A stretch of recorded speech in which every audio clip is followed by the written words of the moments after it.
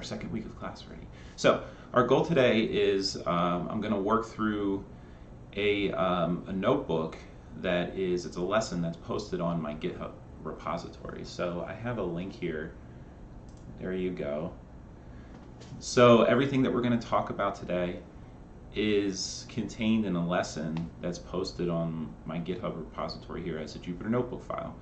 You can go to this repository and then go down a few levels into the lessons folder, and this is Unit 1, Exploring Data, in that lessons folder. Okay, so my suggestion is you follow along with your eyes and ears, and don't be scrambling to take notes as I'm working through this, because it is all there for you. There's already a review posted for you, a summary of this lesson. Okay, so if you've done this before, you can't talk to me, but you can interact with me via the comment stream. I got the comments here on the computer next to me, and I'll take a look at them every once in a while. And so if you have any questions, just post them up there. All right, one more thing. I've been setting up 461 for some of you, just a couple of you. And so check your inbox, check your email with instructions to go and register for 1 credit of my section of ENVS 461, that's section 2, before the end of the day. Today's the last day of extended ad. All right. So say goodbye to this link. Boom. Okay. So I'm going to go over to, I have Jupyter Notebook open in a browser window here. And I'm working on a Windows computer right now. So but you know, Jupyter Notebook runs inside of a web browser, and it is mostly the same regardless of the platform you're running it on. All right, so I'm going to start a new notebook, a Python 3 notebook, and I'm going to call this notebook Exploring Data. Okay, and the data and mathematical models that explain or predict data, these are foundations of science, and knowing how to work with data and manipulate it is fundamental to doing science. So in this notebook, I want to do a bunch of things. I'm going to pull in a data set that is publicly available on the internet, on Kaggle.com. Kaggle.com is a data science website. It's fun. It's got a lot of data science competitions that people can join in, and dealing with data with wine, from Wine Enthusiast magazine. And we're going to take a look at this data. It has lots of dimensions, so remember, when I say dimensions, I mean columns in the data set, and it's got lots of examples. Those would be the rows in the data set, but the dimensions are different kinds of data, what we call data scales. Okay, so we're going to look at this, and then we'll make some plots of this data: bar chart, histogram, box and whisker plot. And then if we have time today, we're going to talk about what a normal distribution is, and we'll look at some examples. Okay. So the first thing I'm going to do here is I'm going to import some packages, and so Python uses packages to simplify data analysis and data manipulation. And so I'm going to import NumPy or NumPy as NP as a shortcut. I'm going to import pandas as PD, and then I'm going to import, I think this will only import 3 packages today: matplotlib.pyplot as PLT. Okay, so you guys have seen that before. All right, and now I'm going to import this data set from this Wine Enthusiast magazine. Wine Enthusiast magazine. And this data set is posted on my GitHub repository. So one thing you can do, we've done this in class where we import data from a local file, but you can also import data from a web address. So let's see if this works. Got too many quotes. There we go.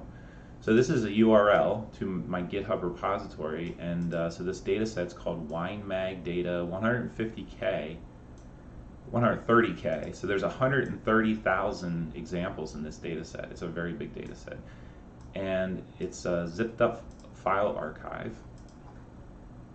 Okay, you'll see this sort of thing again as we work through the class. And so now I'm just going to import this data as a data frame using the read CSV command, and instead of typing the file name, I'm just going to reference this URL, this web address. And then I just got to do one more thing in this particular case. Because the data is zipped up, it's archived, I've got to specify the compression protocol so it can read this correctly. So this is a big data set. This might take a minute to import. No, it took no time at all. So let's take a look at the data set.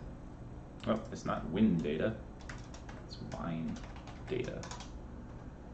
Okay, so what we see is this data set has, well, there's a bunch of dimensions. So that, in row 1, column 1 is just an index, and then you have country, so where the wine is from, description, designation, the number of points that Wine Enthusiast awarded this wine, price, so you can see sometimes the price isn't given, it's listed as not a number, the province, regions, and taster name, who tasted the wine, taster handle, Twitter handle, title of the wine, variety, and winery. So there's a lot of different dimensions to this data here. And why don't we just look at the first couple rows of this data set right here. Okay, so you can already see that the data that's in these different columns, the different dimensions of data here, are all over the place. Some of the data is numerical, some of it is not. Some of the data is missing, and that's a potential difficulty. Some of the data is like province. In the United States, that means state, but in other countries, it means something different. Okay. So I'm going to paste in here into this cell, I'll make it a markdown cell, and I'm going to paste in here some definitions. And what these definitions relate to are 4 different types of what are referred to as data scales that you'll encounter in your data. I think it would be fair to call these data types, different types of data. But these 4 data scales, 3 of them are usually numerical. 2 of them are definitely numerical. One of them could be numerical or not. And then the 4th one is tends to be sort of categorical. Okay, so let me paste these definitions in here for you.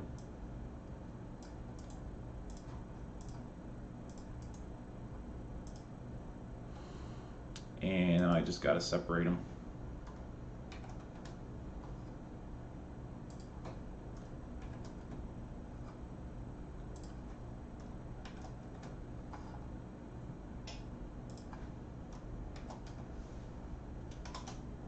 Okay. And I think that maybe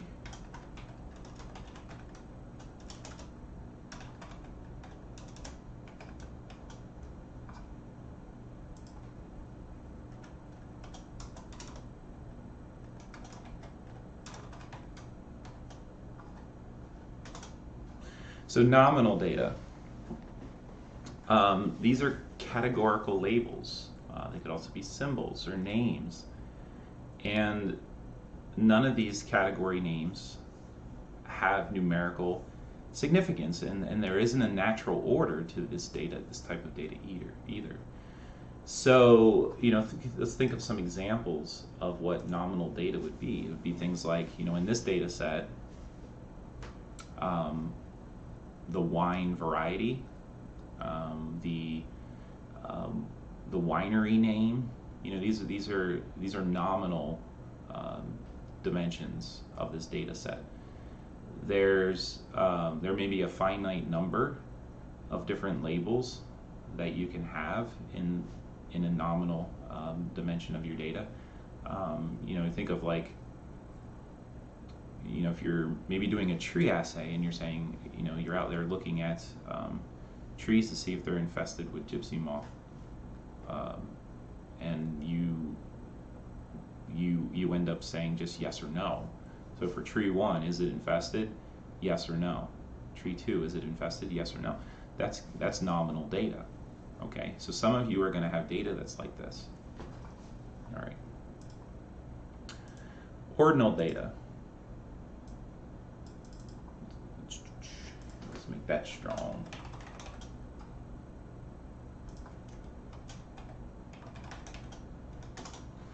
So these are numbers, labels, or symbols. So this is the gamut. It could be numbers, labels, or symbols. But the thing is that's different about ordinal data is it has a natural order. It has a hierarchy associated with it. And here it says there's no guarantee that the intervals between adjacent labels are uniform. And I can give you an example of that. So the list of finishers in a race, runners in a marathon. It could be that you have a list of finishers, 1st, 2nd, 3rd, 4th, 5th, 6th place.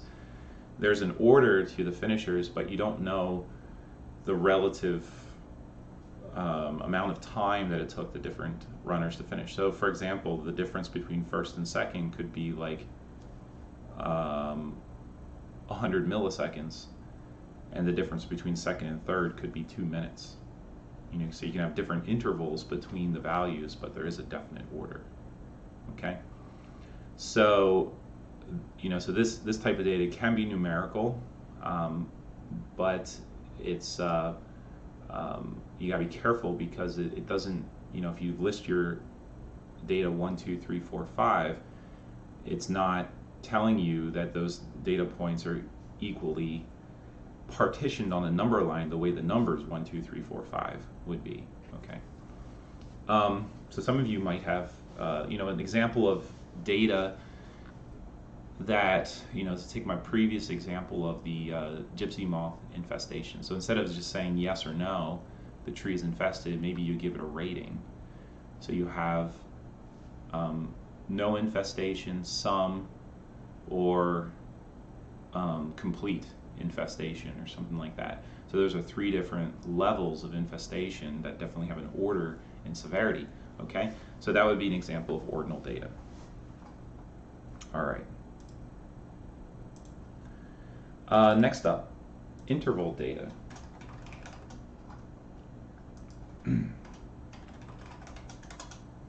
Interval data are numbers and they have a definite order like ordinal data, but there's a well-defined interval between the values. And so an example of this in our data set here would be the year of the wine was produced, the vintage. So 2018 is the 2019 as 2019 is the 2020. So they have the same spacing between adjacent values on this number scale. That's what makes it interval. So there's a little, and the last type here is called ratio data. And the thing that is different between ratio and interval data is that ratio data has a well-defined 0 point. So if you're taking measurements with the types of measurements that you would take with scientific instruments, graduated cylinders, meter sticks, stopwatches. Those types of data tend to be ratio because they represent measurements that have a 0 point on a scale. An example of a scientific measurement that isn't ratio would be,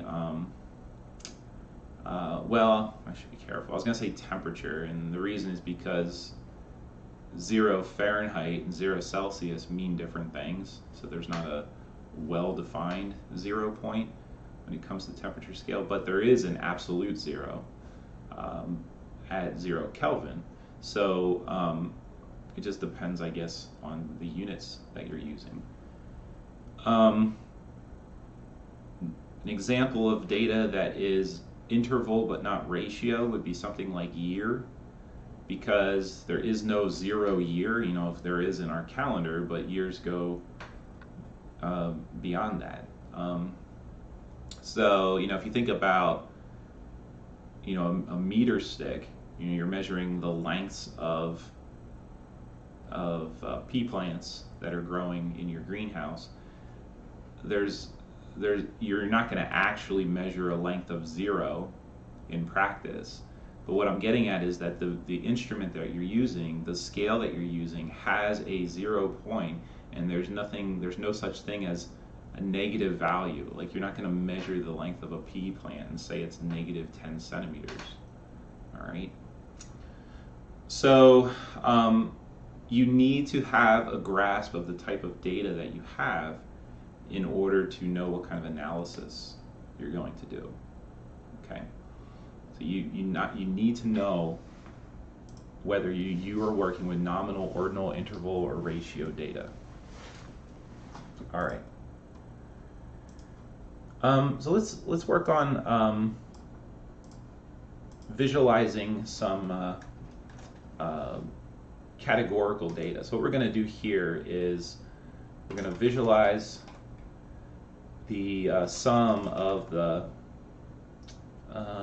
varieties of wine in the data set. Okay, and the way we're going to do this is we're going to make a bar chart. Okay, and so what I'm going to do in this cell, and again this is posted up on GitHub, is a prototype that you can reuse to make your own bar charts. And there's stuff that I have to do in the front because there's actually a ton of different varieties in this data set. So I don't want to plot them all, it would just be overwhelming. So I'm going to collect the wine varieties into a subset of wine varieties using a tool called collections. So I'm going to import this collection tool. And I'm going to then count up the number of varieties using this collection tool, a tool inside this collections package called counter. So I'm going to go to my data frame is called wine data up here. So I called wine data. So this is all my data, and I'm going to extract from that wine data the column called variety. Okay, so that's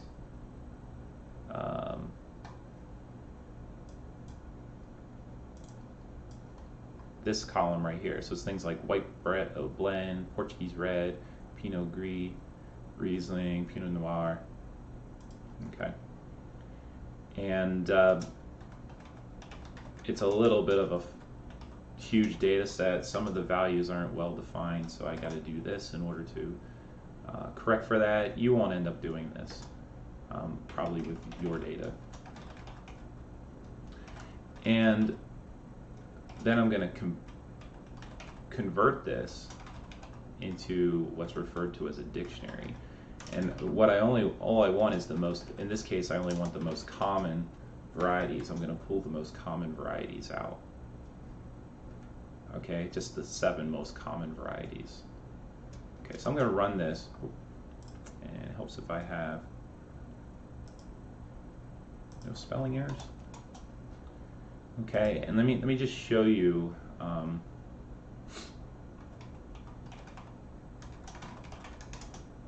the results here. Okay, so what I've done here is analogous to what you would do in a spreadsheet. You could do this in a spreadsheet by making a pivot table. And so what it's done is it's gone through this collections.counter tool has gone through all the varieties in my wine and counted up how many of each variety there are. And then what we're doing here is only looking at the most common, the 7 most common varieties in the data set. So Pinot Noir is the most common, and there were 13,272 examples of Pinot Noir in that data set. Chardonnay, there was 11,752. Okay, so there's more varieties than what are shown here. I'm just looking at the 7 most frequent varieties. Okay, so the thing, so what I'm dealing with here, variety is it's a nominal dimension to my data, and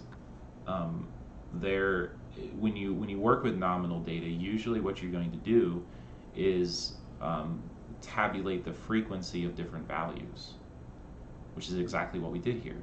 We tabulated the frequency of this, well, restricted to the 7 most common varieties of wine. Okay, so in the process of exploring your data and then presenting your data, one of the things that you're going to want to do is do some sort of description of your data. And descriptions can be numerical, and next week we'll get to the point where we're talking about descriptive statistics, and that will be measures of central tendency like mean, median, and mode, standard deviation. But descriptions can also be visual. Okay, so just think on that a second. When I say describe your data, maybe a better word in this context might be summarize your data. You could summarize it using statistics, but you could also summarize it visually. Okay, and in this case, when you're dealing with frequencies of different counts of different nominal values in a data set, that what you're going to make, if you want to do a visual presentation of those frequencies, is a bar chart. Okay, so that's what we're driving at here.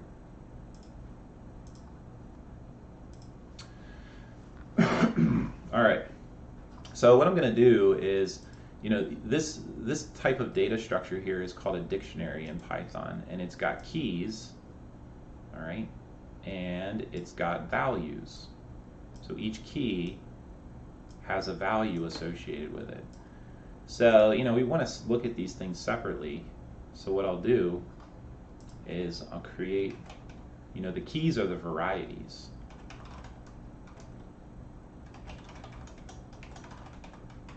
So I'm going to pull the keys out of the dictionary, and the counts are the values.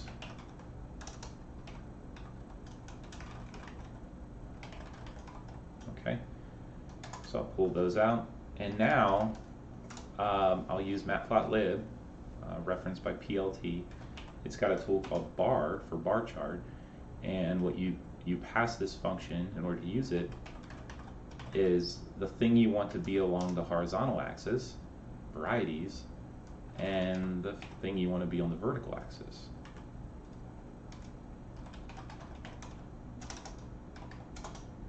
Okay, so there it is. Got a bar chart, and it is a mess down here because the variety labels are words and there's not enough space. So there's a bunch of ways you can handle this and make it look better. Let's do this here.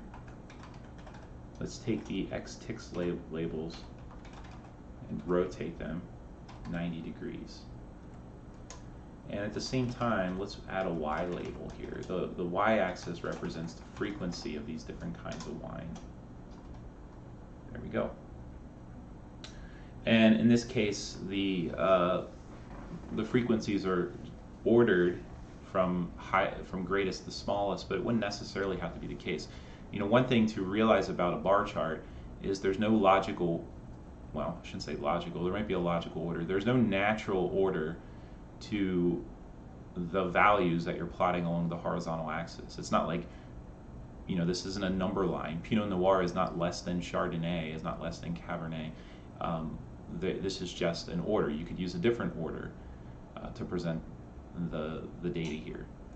Okay, but when you look at the data visually like this, you get very quickly you get a understanding of the relative frequency of these different varieties of wine in this data set, and quicker than you would just looking at a table of numbers like up here. All right, so this is a great way to summarize nominal data with a bar chart. Okay, well, what about summarizing numerical data? How should we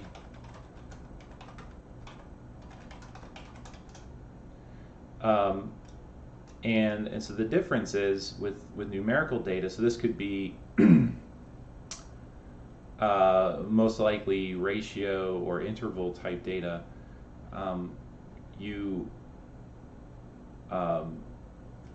You have a situation where there is a natural order to the data, and if it's interval, there's uniform intervals between the data. And the answer is, the way to summarize it visually is with one answer is a histogram. Okay. All right, so now let's prototype how you would do a histogram. Let's take a look at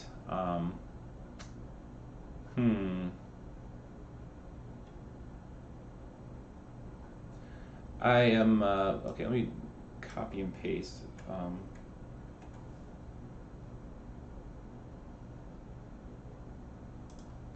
Let's take a look at some of the data here. Oops.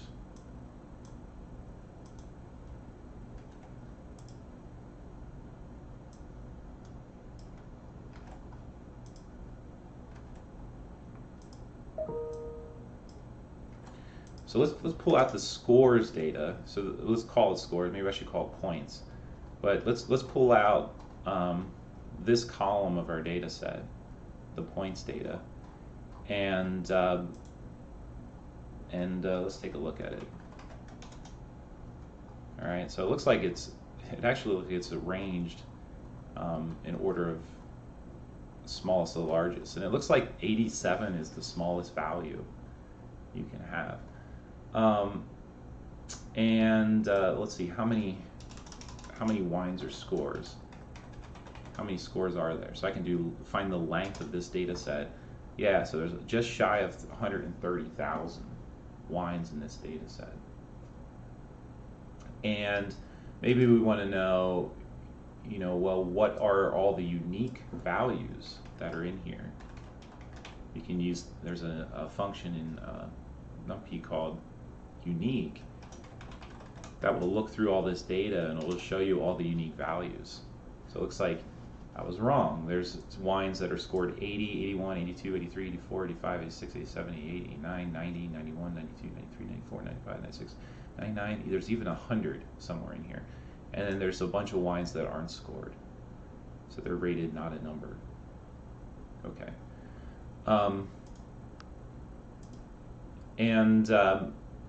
So we don't want the scores that are not a number. We got to kind of peel them out of here. So the way we can do that is we can say, we want the scores where the scores are greater than 0. And by the way, doing this sort of thing is what I'm here to help you with. If you're like, how do I get rid of the not a numbers in my data set? Ask me if you can't figure it out. This is one way. So basically, what's going on here is I'm looking for all the scores that are greater than 0, which would exclude the not numbers, and then I'm just pulling those scores out of the data set and saving that reduced data set as the variable scores, like overwriting that data set. So now if we did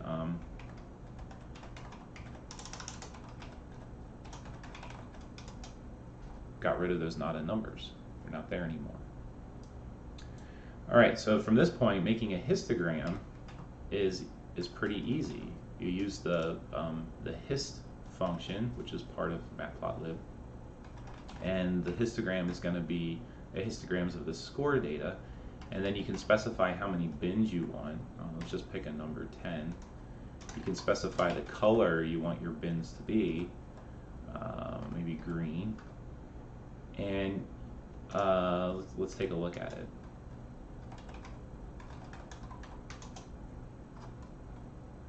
Okay, so maybe we want more bins. Let's do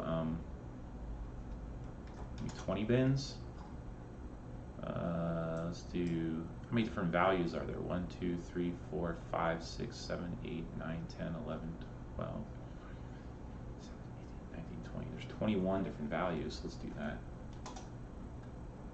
Okay, so now I have a bar in my histogram for each of the possible values, and the height represents the frequency again of that particular variety of, or that score in the data set. So the horizontal axis is point score and the vertical axis is frequency. So this looks like, maybe this is 90, and for whatever reason there's not a lot of, it looks pretty normally distributed, except for this score right here. For some reason there's less scores. I don't know, maybe that's 89. So you can make a histogram, and this is a summary of your data, because at one glance you're seeing the distribution of your data. You're seeing the relative frequency of different scores. I guess we should pause and think about what kind of data this actually is. What's the data scale for scores? And here we're treating it as interval data, but we gotta be careful. It's not really interval data, and the reason is because these scores aren't assigned by an instrument that's taking a measurement of the wines. These scores are assigned by people, so there's a subjectivity baked in here. And in other words, there's no guarantee that the relative difference between let's say an 89 and a 90 score is the same as the difference between a 90 and a 91. A 91 might be a lot better than a 90 compared to a 90, or in comparison to a 90 compared to an 89. The relative intervals aren't the same. But let's treat it as interval data here, and keep going. So histograms are great ways of visualizing complete data sets. We're looking at all the data here. Every single score in this 130,000 example wine data set is represented on this histogram. Every single score is here. Another way you can summarize data sets like this is, so again, numerically, and we're going to talk about that next week, means, medians, modes, standard deviations. But I really like visual summaries of data sets. I just learn more by looking at a graph than I would looking at a table of numbers. All right, the two complement each other. So if I had this figure in my paper, I could write a caption that lists what the mean and the standard deviation is underneath it, for example. Okay, well, let's keep going. So another way that you can summarize data when it's interval or ratio is, instead of a histogram, do what's called a box plot, or a box and whisker plot. Okay, and so this amounts to just, instead of using the hist command function to generate a histogram, use the box plot command, and we're still plotting the scores, and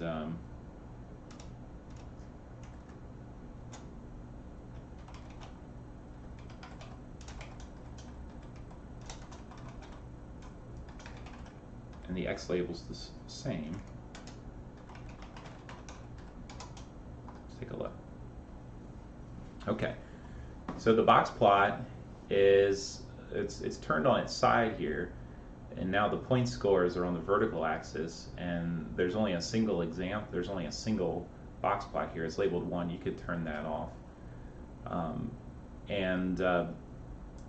Actually what we should do is, I got this wrong, this is the Y label is the point score. So what you're seeing here is these lines represent different statistics, summary statistics of this data set. This is the median. The orange line here represents the median. Hold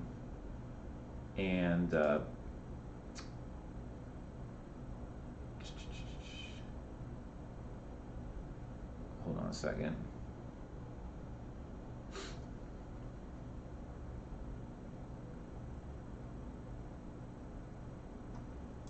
Sorry. The orange line here represents the median of the data. The width of the box represents what's referred to as the interquartile range. So if you divide the data up into 4 equal groups, 25% of the data is less than this line, 50% of the data is less than this line, 75% of the data is less than this line. So the interquartile range is the middle 50% of the data. Okay. These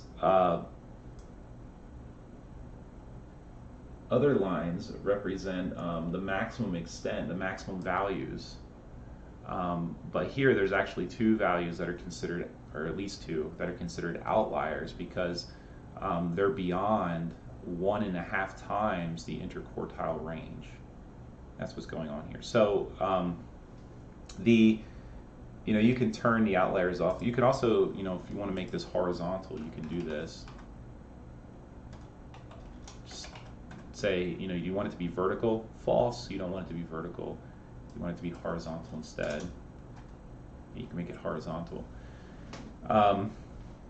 So this is like the same orientation as our histogram up here.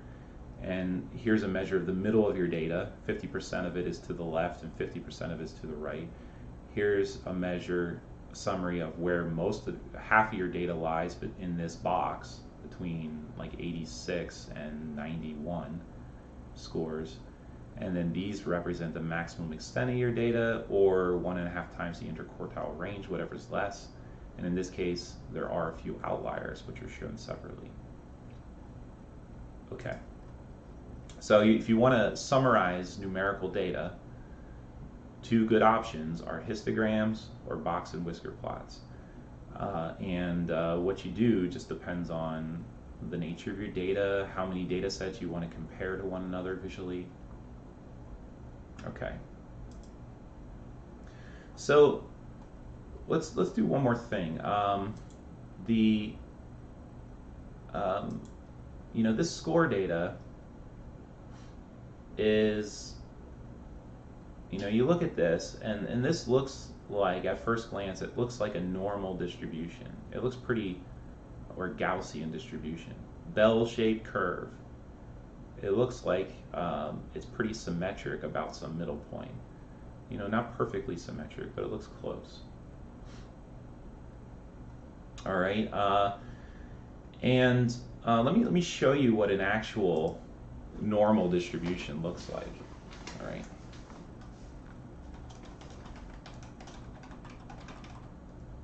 And it just turns out that a lot of the statistics that we're going to do are based on the assumption of normality. Okay, the data is being normally distributed. So maybe the wine score data here is, maybe it's not. But what I'm going to do here, this little snippet of code here generates randomly distributed or normally distributed random numbers that have a mean of 0 and a standard deviation of 1. And I'm going to generate 10,000 of those numbers. And I'm just going to make a histogram of that data. Okay. So this is not real data, this is just generated. If I run it again, I get a slightly different histogram. You know, if I make the number of examples smaller, it becomes more noisy. But the more examples I have, the more smooth this normal distribution is. So now if you look at this distribution versus this histogram, they don't look that similar anymore. This one looks more broad, like it has fatter tails, and the central peak is wider. This has much longer but narrower tails, and the central peak seems to be more tight. Okay. And the you might have heard people talk about use this term parametric versus non-parametric, and you'll definitely hear it this semester. So when you're doing statistics this semester, some tests are for it'll say, you know, use this test for parametric data, or this is a test that can be used on non-parametric data. And you say, well, what does that mean, parametric? Well, just break the word down. Parametric means that you have something that can be parameterized. You can specify parameters for your distribution, or your distribution it can be completely specified using a relatively small number of parameters. And so the normal distribution is like this. The only two things you need to know the shape of a normal distribution is what its mean is and what its standard deviation is, or variance. Variance is just standard deviation squared. So in order to parameterize a data set that is using a normal distribution, there's two parameters, mean and standard deviation. But the reason this is weird is, all distributions are parameterized. They just mean different things. Like an exponential distribution also has a mean, and you can also calculate a standard deviation. It's, in fact, an exponential distribution is completely parameterized by one thing. It's mean. Okay, but I just want to say that when people in statistics say parametric or non-parametric, they really mean normal or non-normal data sets. Okay. So let's look at another data set. I'm going to copy and paste some stuff from the notebook that's on GitHub, so we can do this quickly. But what I'm going to do here is I'm going to make a plot of, instead of the wine scores, I'm going to plot the prices. Okay, and the prices, so here I'm filtering out the prices that aren't specified, so I'm only looking at prices greater than 0. And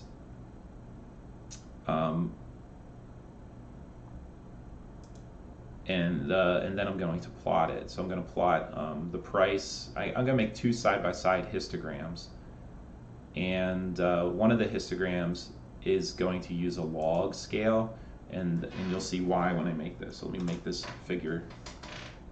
Okay, so this is the distribution of the prices in this wine data set. So there must be some wines in this data set that are like $3,000 a bottle, and but most of the wines are pretty cheap, down here in the less than $20 to $30 range.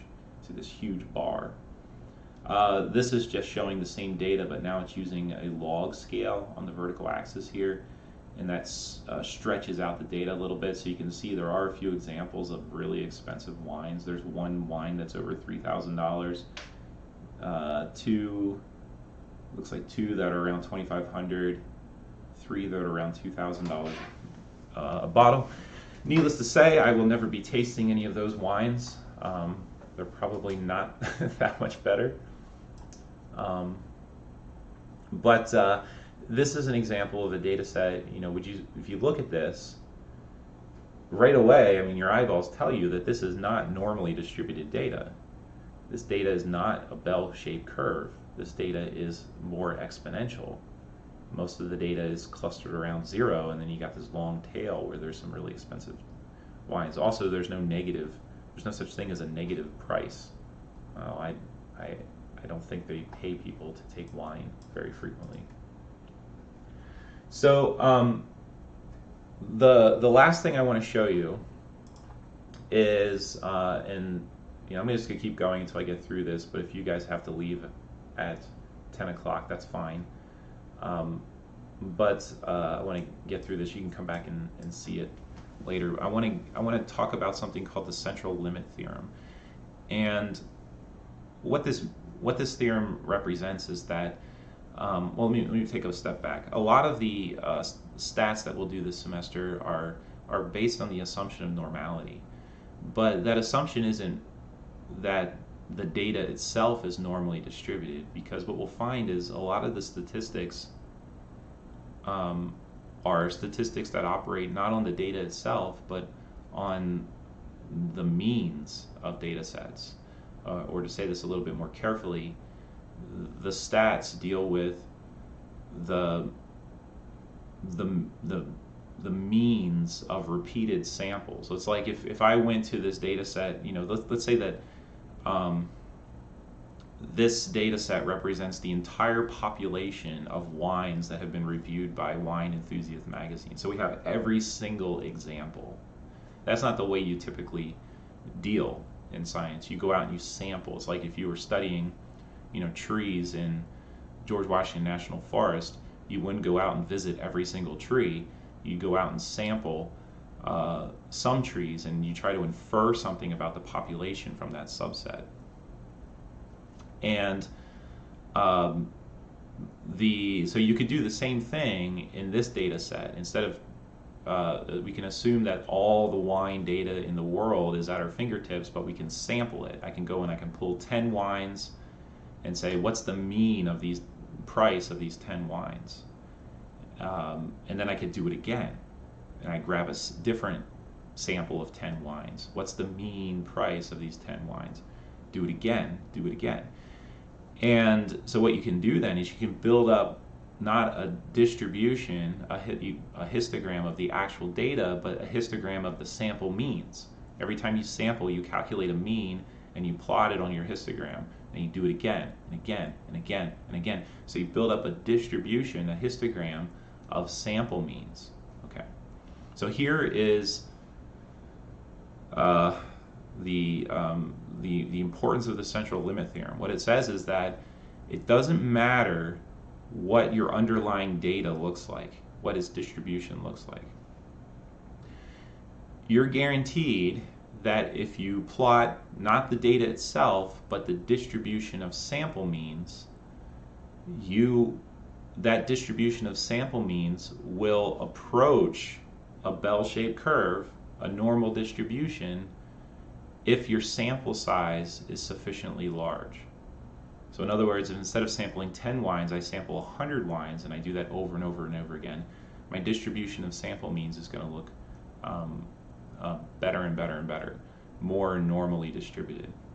So the consequence of this is, when we're learning about parametric and non-parametric tests this semester, many of those tests are talking about not is the data itself normally distributed, but is the distribution of sample means normally distributed. And the central limit theorem says that will be the case if your sample size is sufficiently large. In other words, if your data set is sufficiently large, you don't have to worry about whether or not it's normally distributed or not to use parametric statistics. All right, I said a lot, and it's probably in many ways, but you'll see this again. So let me finish by showing you this. Let me just go right to GitHub.